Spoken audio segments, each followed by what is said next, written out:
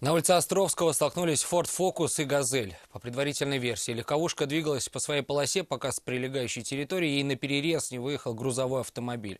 От удара иномарка даже вылетела на полосу встречного движения. Что было дальше, знает Алина Мусина. Я уже приехал, смотрел, где припарковаться можно.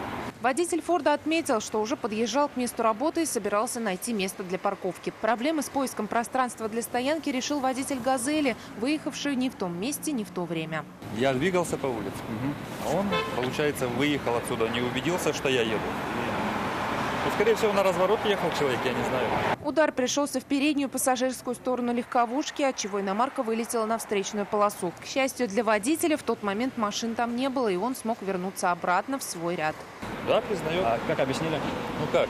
Ну не убедился, не увидел, говорит.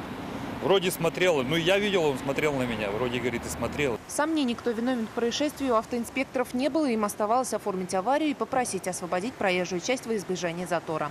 Алина Мусина, Айрат Назипов, Андерсен Тальцев. Вызов 112.